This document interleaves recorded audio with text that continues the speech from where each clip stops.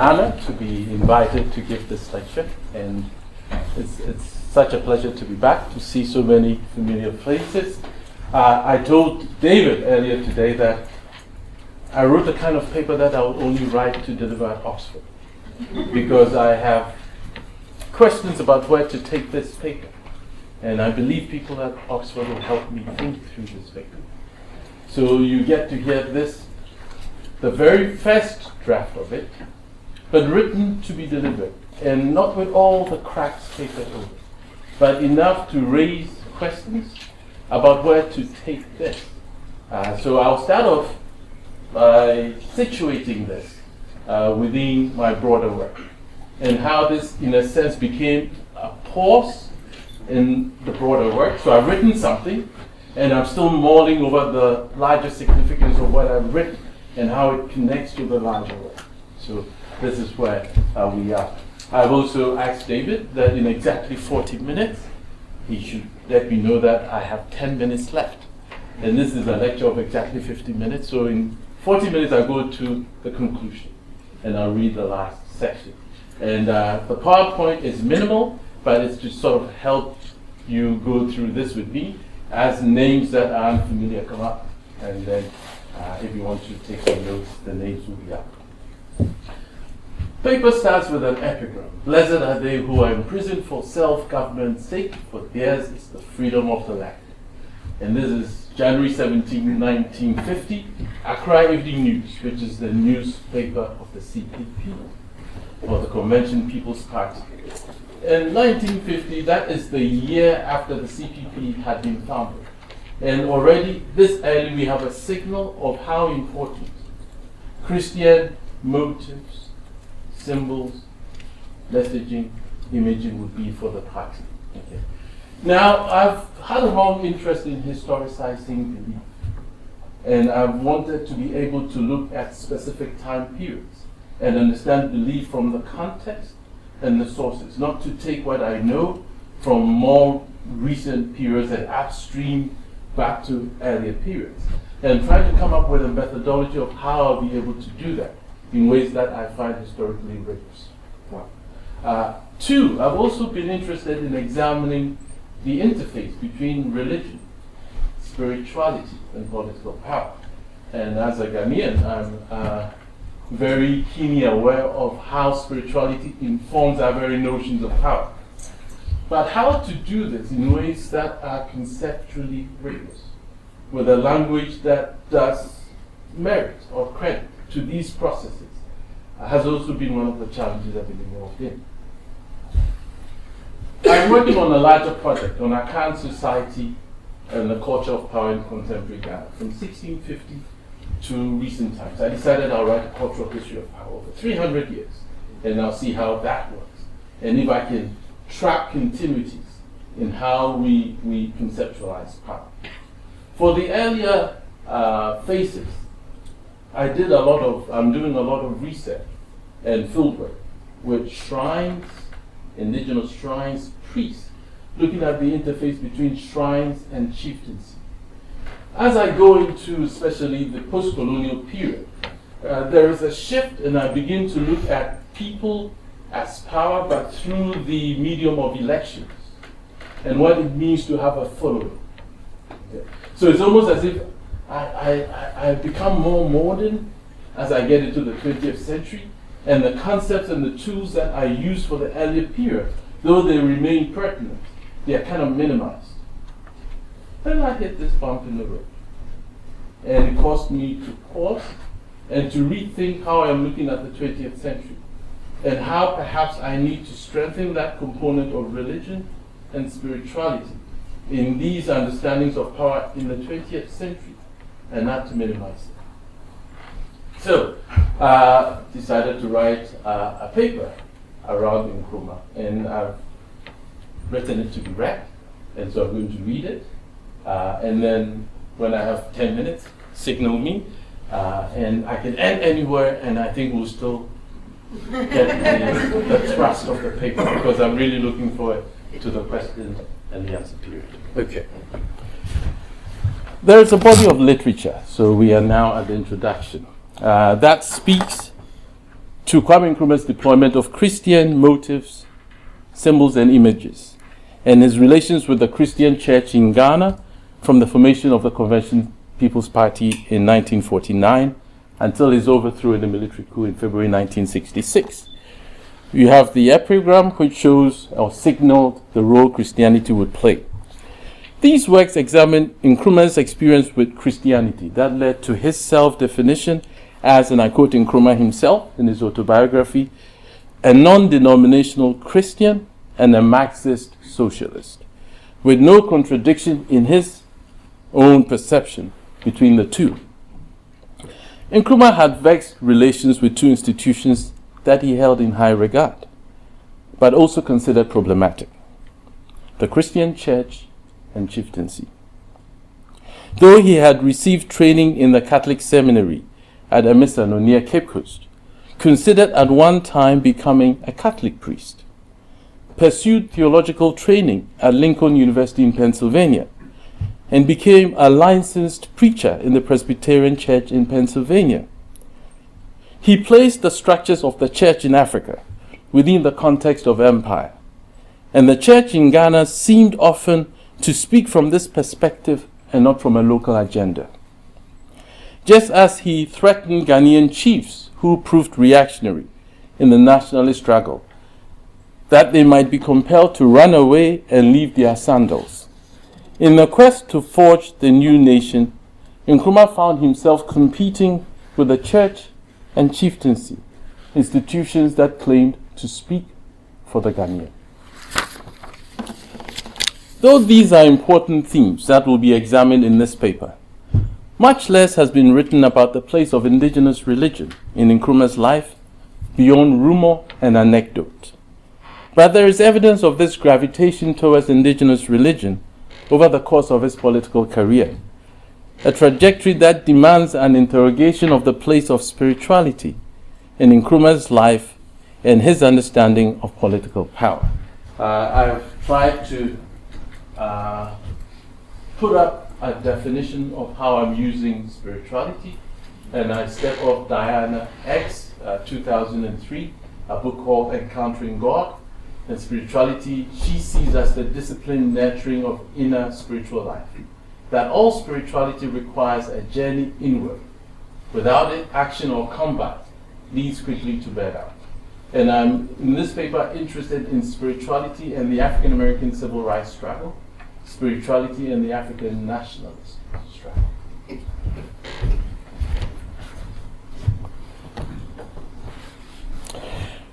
Nkrumah's associations with two deities, Kankan Yame of Guinea, and I'm sure you have heard about that, and Akunedi at Lache, which is in Akuapem in Ghana, are intriguing, including his very personal relationship with Nana Oparibia, or Akua Oparibia, who was the high priestess of Akunedi from 1957 to 1995, when she died. Anthropologists in Africa have long sought to understand the creativity of power from a cultural and religious perspective. Power is a cultural phenomenon, and Ahrens and Kapp highlight how cultural resources are used in guiding actions, defining goals, interpreting the experience of power, relationships as domination and subordination, or even expressing legitimacy. Astute observers of African politics have realized the importance of religion or spirituality in contemporary African politics, even when their treatment of belief reduced it to superstition. Chabal and Dallas usefully refer to the dual registers that drive African politics and seek to use the concept of complementary logics to explain the simultaneous relevance of tradition and modernity in contemporary African politics. But tradition and modernity are not problematized enough, so their heuristic value remained unclear in this important study. Stephen Ellis has consistently drawn attention in recent works to the role of indigenous religion in contemporary African politics. He discussed the religious dimension to the Liberian Civil War, noting the rituals of inversion. You have men dressing like women and all that, and cannibalistic rites by which fighters sought spiritual protection. His observations drew the anger or the resentment of Charles Taylor, who actually sued Ellis in a court in the UK. And I was actually asked to be an expert witness, which I could not because we are friends, and I was on the board of the African Affairs Journal at that time. More recently, Ellis has examined the significant roles of shrines, such as the Okija shrine in the contemporary politics of Southeast Nigeria, where the shrine acts as a fiduciary agency in attesting to agreements between wealthy godfathers and politician proteges. In a fast-changing political world, where politicians renege on agreements with their patrons, the Okija shrine witnessed these arrangements and brought spiritual sanctions to bear on defaulters. I seek to transcend this dichotomy between tradition and modernity, aware of how it is easy for tradition to become a residual analytical category for what does not fit into universal paradigms. Cooper and Stoller note how the 1950s witnessed a division of labor in the social sciences, with a privileging of the universals of social theory. Anything that did not fit into universal models was consigned to, and I quote them, the allegedly particularistic disciplines of anthropology or history or to area studies. Very recently, Joseph Miller, in examining the different logic of accumulation in Africa within wider global strategies of accumulation, commented on the tendency for social scientists to see African economic responses as cultural and not as economic.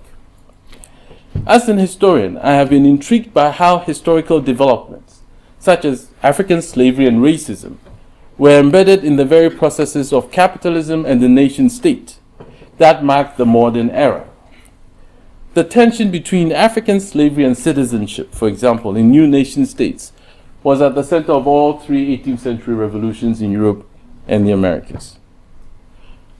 Fred Cooper points out how modernity has been used in problematic ways in academic literature, representing an assemblage of forces, an epoch, the modern epoch, or for some, actually both. We have debated the presence of a prototype modernity as if there can be only one modernity. And we've talked about multiple modernities in the relationship of the Western and the non-Western worlds. That we cannot escape the concept of modernity is clear, as it remains important to both academics and non-academics.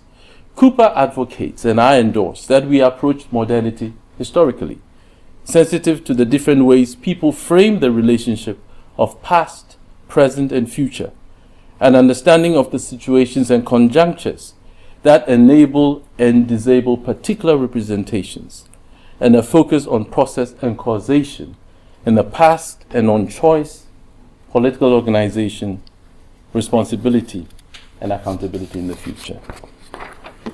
It is in the diaspora that Kwame Nkrumah and other Africans like him who traveled to Europe or North America in the colonial period encountered race and the legacies of African American slavery, as well as the sharp inequities of capitalism. I need not enter into these. I think all these are familiar. Okay.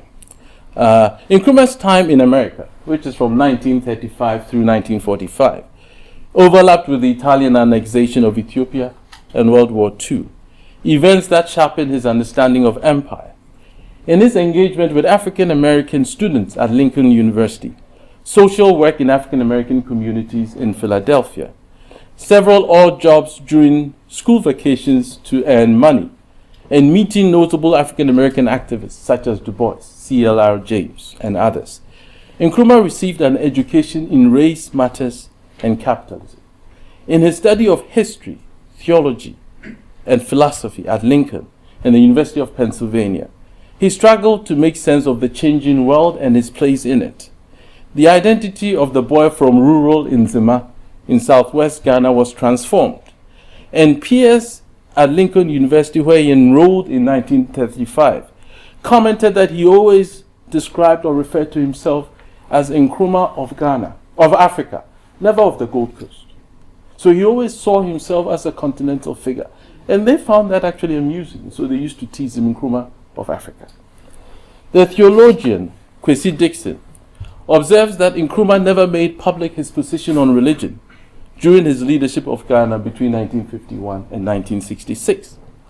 But as I interrogate the place of religion in his life and politics in those pivotal years, I cannot evade the distinct impression that the key to understanding the significance of spirituality in Nkrumah's political life lies in his years in America and at Lincoln. 3 incidents over the past 4 years directed my attention to Lincoln and to Nkrumah and to Lincoln in my attempt to understand the place of spirituality and culture in the making of the independent Ghanaian nation state. The first, in 2008, was an interview with Akonedi in Latte, so at the shrine, with a follow-up interview with the priestess of Esiojebi, which is another related deity, and I'll explain these, in Aboso near Mamponteng, so this is Asante outside of Mampo.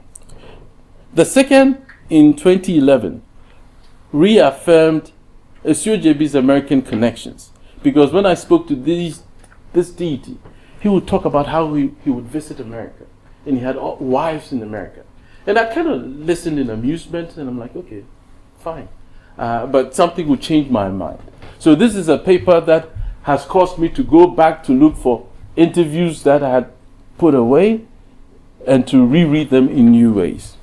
The third, also in 2011, was a conversation with colleague and friend A.B. Asenso, who as a young journalist and Nkrumahist had followed Nkrumah into exile in Guinea after his overthrow in 1966.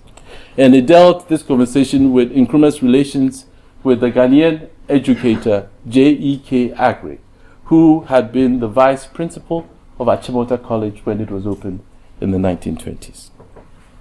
Okay. So, let's look at Akonedi, the African diaspora and Agri. These are the 3 conversations that got me thinking.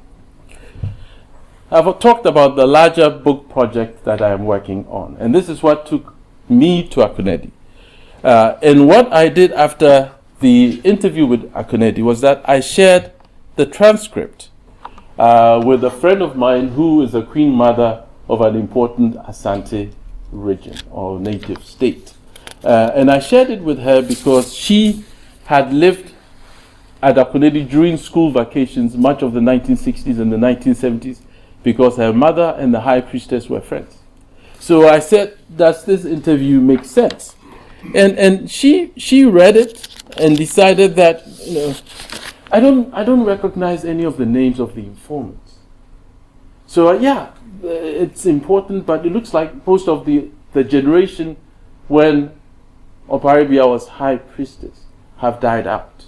So, but there's one person who is in her late 70s, and she's just outside of Mampo. Her name is Okomfuata, and she trained under Oparibia. So I'll take you there, and she can amplify this interview, and you can decide whether what you have from Akonedi is legit or not. And I said, that sounds good. So we set up an appointment, and we went on July 25th, 2008, to Aboso outside of Mamponteng to see this elderly priestess, Okomfuata, who is the priestess to Esiojebi. Now, in Akonedi, there are 4 deities that are connected. Akonedi itself is the senior deity. And then there are 3 other associated deities. There is Esiojebi, and then Adadi Kofi, and they are like policemen, or we'll call them brafo, or directly the executioners. If you mess up, Akonedi herself does not like blood. Akonedi sends these 2, they come and sort you out. Okay. So that's the relationship. And then there is Esi Kitoa, who actually is someone who died in pregnancy and then became a spirit. And that is the one, if you're trying to find out if a death is natural. It is possession by Esi Kitoa that you seek, and that would guide you. After being possessed, people often would go into a coma for 2-3 days. So I believe the colonial government, and after that, banned possession by Esi Kitoa because they considered it dangerous. So these are the 4 deities.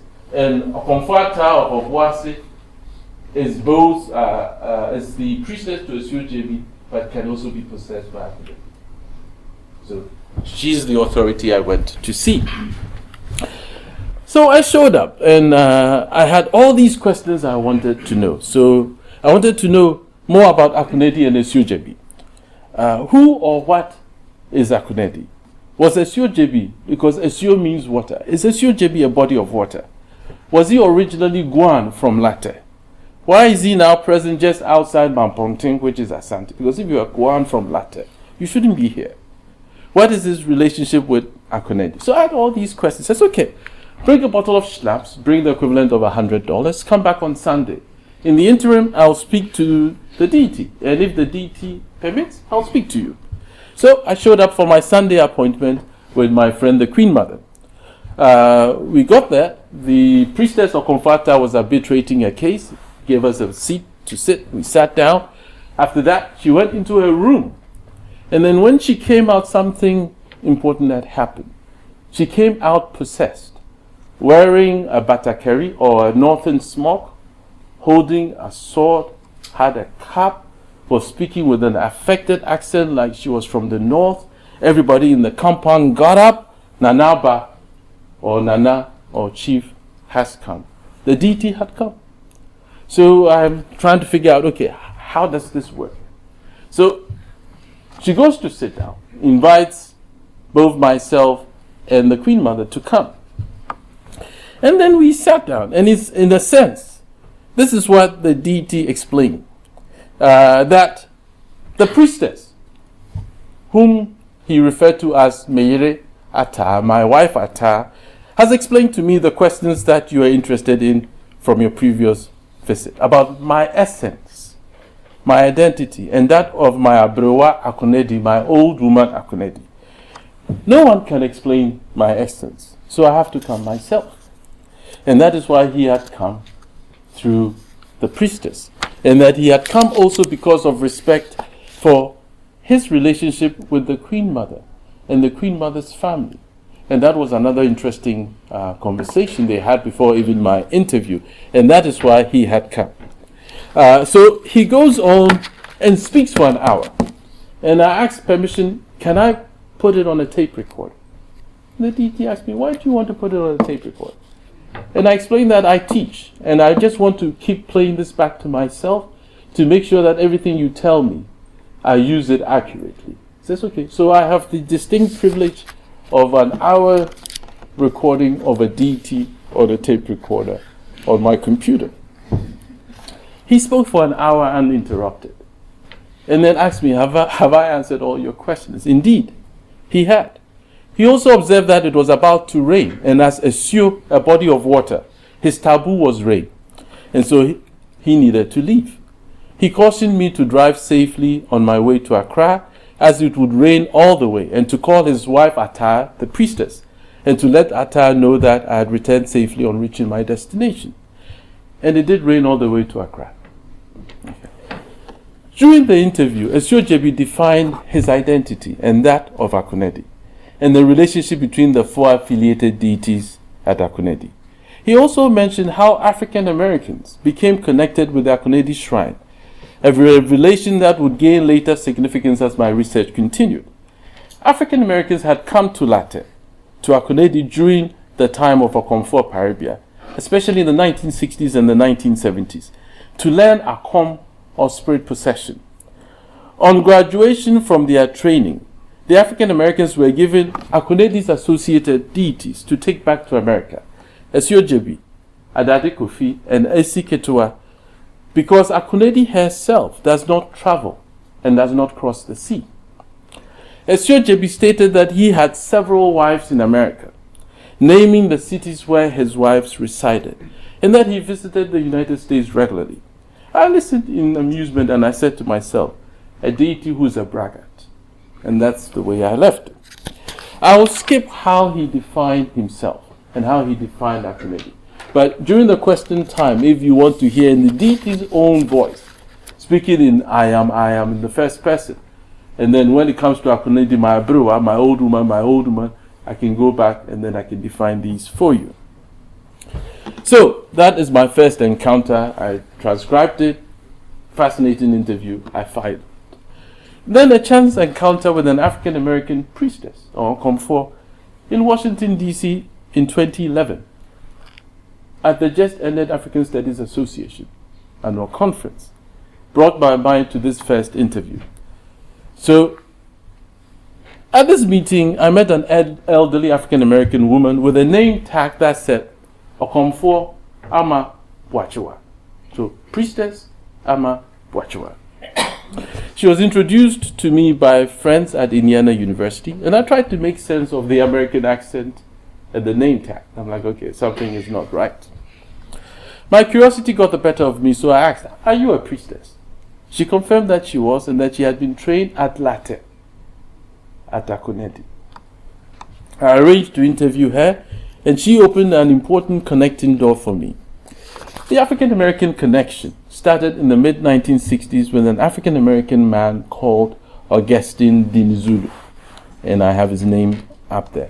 In the 1950s and 1960s, there was a deep spiritual search for authentic African religion among African Americans living in New York City. At the center was Augustine Dinizulu, who later became Nana Yao Opari Dinizulu I. Dinizulu's family came from Georgia, but they settled in New York.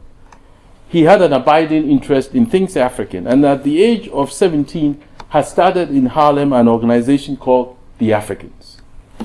Dinizulu was a master drummer and photographer with links to the Afro-Haitian community in New York. Then there was someone who is called Baba Osei Ajiman. And Baba sounds like a Nigerian name. Osei Ajiman is a Ghanaian name, but this guy's supposed to be an African American who was also interested in Yoruba religion. Now, the common interest that brought all these people together was African drumming and dancing.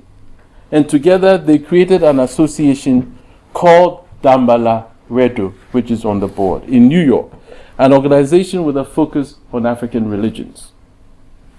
Baba Osei Ajiman was one of the first African Americans to be initiated into the Santeria tradition in Cuba. There was also a political dimension to this search, and Dinizulu, for example, often toured with Malcolm X, performing the musical act before Malcolm X's speeches. But some in this group were dissatisfied with the syncretistic religions of the New World and sought to embrace distinct, or in their opinion, pure African religions. So Osei Ajiman headed to Nigeria and to find out more about Yoruba religion. Dinizulu went to Ghana in 1965. Okomfo Bwachewa, the African American priestess, was informed that Dinizulu had dreams about his place of origin in Africa and hoped that someone in Africa would interpret these dreams for him. Whether the dreams specifically mentioned Ghana, I'm still not sure.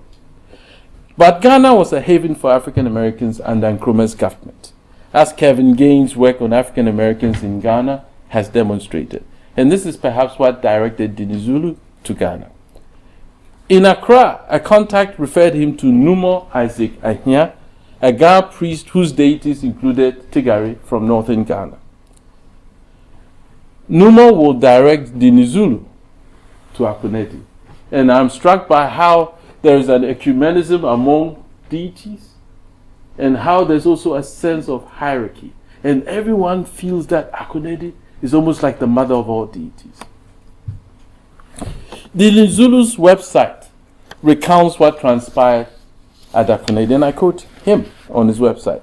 In 1965, the late Nana Yao Opari Dinizulu I, whose research had revealed to him that his ancestors came from Ghana, traveled to the Akonedi shrine in Ghana for an oracular consultation, which was done by the Okomfo Hema chief priestess's mother. So Nana Epio Oparibia's mother was the one who did the divination. Nana Dinizulu was directed to his ancestral home through divination, so they found out that he was from that area. He was completely overwhelmed. He was initiated, and upon his return brought to the USA, Nana Esiojebi, Nana Esiketua, Nana Adade Kofi shrines. So these deities came. Indeed, there are more shrines to Akan deities perhaps in the US now than perhaps I can find even in parts of Asante. And it's an amazing development. In 1967, he established the traditional African religious and cultural organization called Bosom Jemawoji in New York. And it has still like an offshoot, and they have websites and everything. They do training, they do spirit processions, you can go visit with them. In 1971, the late Nana Dinizulu received and established the Akunedi Shrine in the USA. Nana Dinizulu was given the titles of Omanhene or King and Okomforhene or Chief Priest of Akans in America. And he was the first to introduce Africans born in America to the deities of Ghana, West Africa. He also invited Okomfohema Nana Ikwe Oparibia to visit the USA. So that's the website. I've indicated above in my interview with Esiojebi that the deity insisted that Akunedi does not travel and does not cross the sea. Thus, it was the associated deities at the Akunedi Shrine that were given to African Americans. Akunedi's chief priestess also cannot travel. And this is a fact that I understand made Okomfo Oparibia reluctant to accept the title of chief priestess when it was offered to her in 1957, because she was a very successful cocoa farmer, and the idea of being immobile was not very appealing to her. What granted Nana Oparibia physical mobility and Akunedi a new chapter in its history was her association with Kwame Nkrumah. I will expand on this relationship later in this paper. Now, the third incident has to do with Nkrumah and Aggrey, his mentor. And this is an incident that takes place in Salisbury, North Carolina. So now I'm getting excited. Okay, I've connected two interviews. So Esiojebi is not bragging. Esiojebi really does have wives in the States. So I called Akwesi Asenso, who has done 2 books on Nkrumah, to find out if he could shed light on this. The result was a fascinating 4-way email conversation between me, Akwesi, Amabaini, and a 4th scholar who's worked on Nkrumah. And in this conversation, what would happen was that I would be directed to an incident that had happened in Salisbury. And it appears that there was in 1943 a memorial service for Aggrey, who was the vice principal of Achimota. During the first year's school vacation, went to England and to North America, where he had been schooled, fell ill and died and did not return. And this was the hero. He was the only African on the staff of the new Achimota College, the one all the students could relate to. And as far as Nkrumah was concerned, when the news came back, for 3 days he could barely eat. He was a first-year student at Achimota. So now he comes to the US, becomes part of an African Students Association that he helps build in North America, so US and Canada. There is now a memorial service for Aggrey. They go to this memorial service, and Nkrumah, with a group of his Gold Coast friends, goes to pour libations on Aggrey's grave and asks the African gods to help Aggrey's spirit go back to the Gold Coast. So, it is published in the African Interpreter, which is the organ of the Students Association, and his dean at Lincoln, through whom Nkrumah got into Lincoln, reads the report and finds this unbecoming of a seminarian who is a licensed Presbyterian preacher, that you will go to Salisbury, North Carolina, and go and pour libation. So writes a very critical letter to Nkrumah. And Nkrumah responds in a way that is striking. And I quote his response: "The burden of my life is to live in such a way that I may become a living symbol of all that is best in Christianity and in the laws, customs, and beliefs of my people. I am a Christian and will remain so, but never a blind Christian." Quotation close. Nkrumah would not have spoken like this in 1935, the year that he arrived. Very impressionistic young man. So 8 years had made an enormous difference in how he perceived these things. I have found the works of the anthropologist of Nzima, Grotanelli, instructive in getting a sense of life in rural Nzima. Through Grotanelli's work, you read a book like The Python Killer, for example. It's almost like spirits and ancestors are always around people. You even speak something lightly and a spirit takes it up and acts on it. So it is a world suffused by spirits, and somehow it helps shed some light on Nkrumah's upbringing. But there's also something more important going on. I think study life and work in America had transformed or shaped Nkrumah in unique ways, expanding his understanding of colonialism, race relations, Christianity, modernity, westernization, and capitalism. He had begun to pass this assemblage, distinguishing modernity from westernization, Christianity from its cultural baggage. Indeed, as I'll argue later in the formative years of Nkrumah's American sojourn, there is a sense in which diaspora, and Nkrumah had situated himself with the African diaspora in the United States, deepens the longing or desire for home, promotes a new appreciation of one's culture, and encourages one to live in the host society with a cultural or religious difference.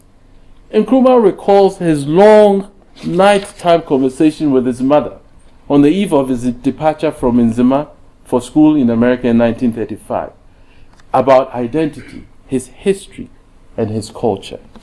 In the disconcerting waters of America in the Depression years of the 1930s, with its material hardship, racial slights, and Nkrumah's personal loneliness, the sense of self, culture, and history impressed on him by his mother before his departure played an important stabilizing role. Okay, now the next section I wanted to, these are a couple of images. This is 1971, African American Arthur Hall, musician, choreographer, dancer. This is Latte, and this is Nanao Paribia. And then I put a second image of a much older Paribia, just taken a couple of years before her death. Okay. Now, this is a section I'm going to kind of skim over. But essentially here I look at Nkrumah's training, his degrees, I look at his time, 2 years in the UK, his return to Ghana, so this is familiar territory. He becomes the founder of the CPP. Then you have independence, his conflicts with the church, and this conflict with the church essentially ends when he deports Archbishop Rosefield, who was a British and the Anglican Archbishop of Accra. And then after he allows Rosefield to return, it was just like a few months of deportation. I think the church decided they were not going to be critical anymore. With the chiefs, I think the king of Asante was the main symbol of a strong chief. And after the failure of the NLM to dislodge Nkrumah and the creation of Brongahafo, so the northern part of Asante is halved off, I think chiefs had gotten the message. And chiefs also kind of settled down. So these two institutions essentially ceased to be that critical anymore. This is a section that I want to highlight, just two sections. In March 1960, Nkrumah went on a spiritual retreat that was publicized. It was called the 7 Days in the Wilderness. I'm sure it reminds you of something. And he went somewhere on the beach around half a sea.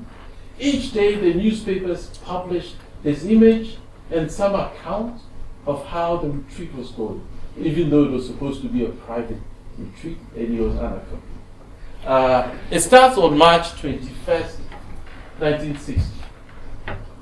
Interestingly, March 21st, 1960 is also the day for the Sharpeville massacre in South Africa. And it becomes the context to explain why Nkrumah's ideology, why his spirituality is what was needed in Africa at this time. So there will be actually sort of a daily coverage of what his retreat was like, but also there will be excerpts on Nkrumahism, showing how this was what Africa needed at this time, how we needed to throw off the structures of Christianity and this and that. So it's a very interesting phase. The last day of the retreat had Nkrumah standing in white t-shirt, white short, white trousers rolled up, hand to the cheek, pensive mood, and then at the bottom, Kwame Nkrumah in his hour of transfiguration. And I tried to get us to see it. When I bring in the head, I don't get the caption. When I bring in the caption, I don't get the head. So I figured that you take my word that this is Nkrumah's head. But I wanted you to get the caption. Kwame Nkrumah in the hour of transfiguration. Now you can see why the Christian church will find a lot of this very problematic.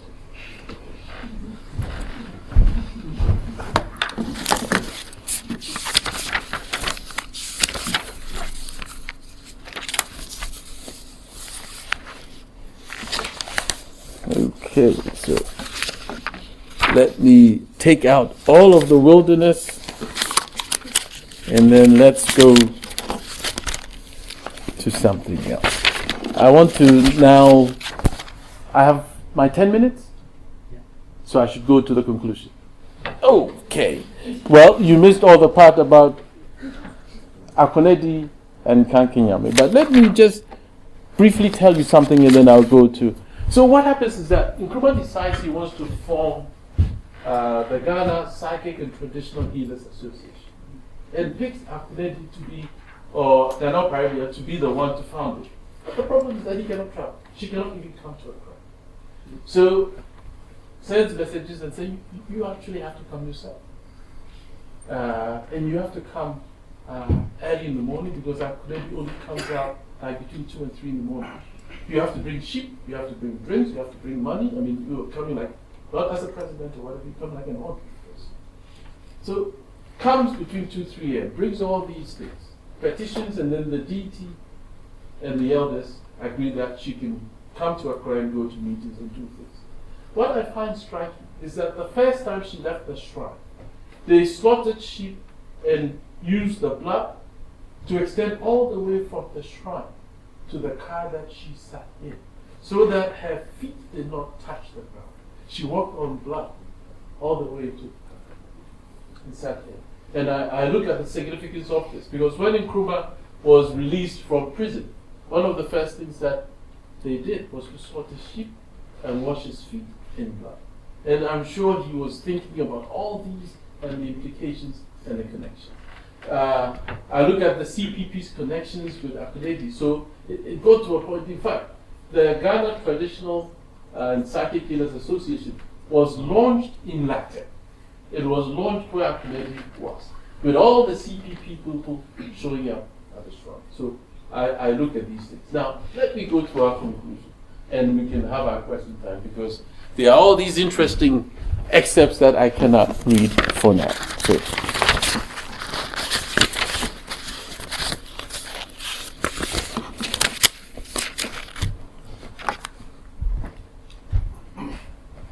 So let's look at Lincoln and the years in Pennsylvania towards a conclusion on Nkrumah and spirituality.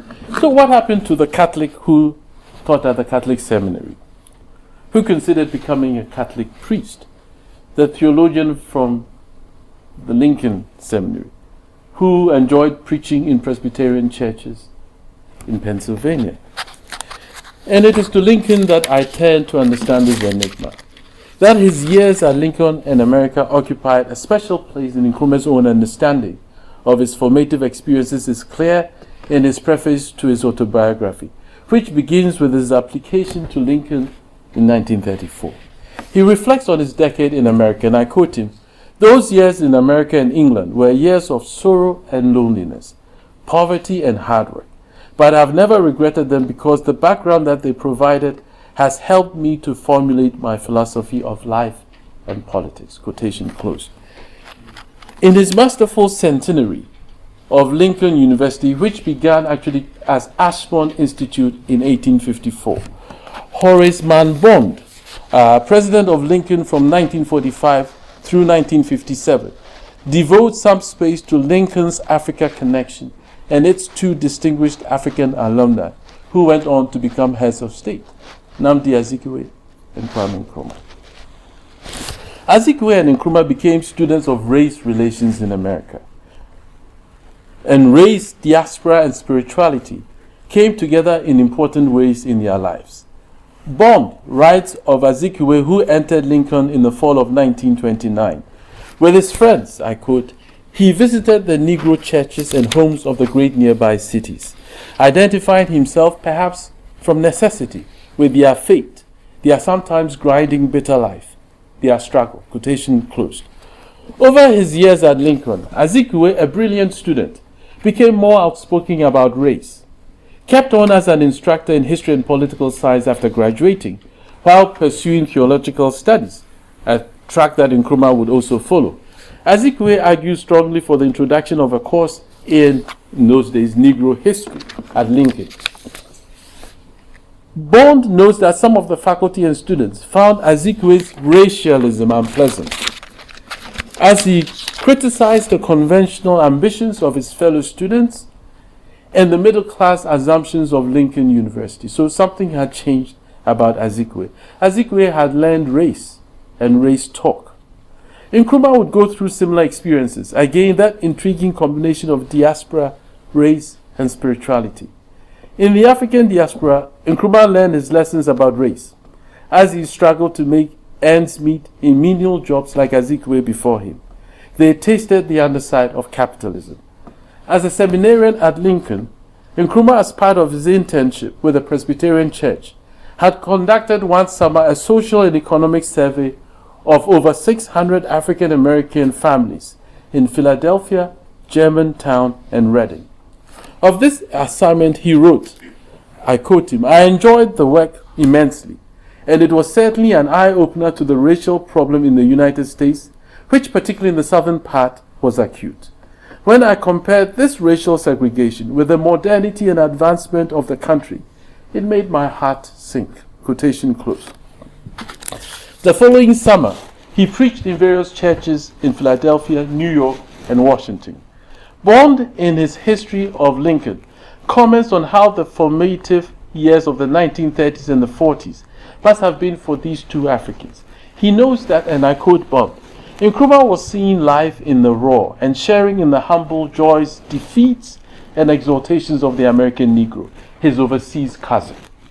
These insights were his higher studies in the arts and the sciences of democracy. Quotation closed. In its overlay of racial oppression and capitalist exploitation, America in the times of Azikiwe and Nkrumah was not an easy place. I quote Bond again.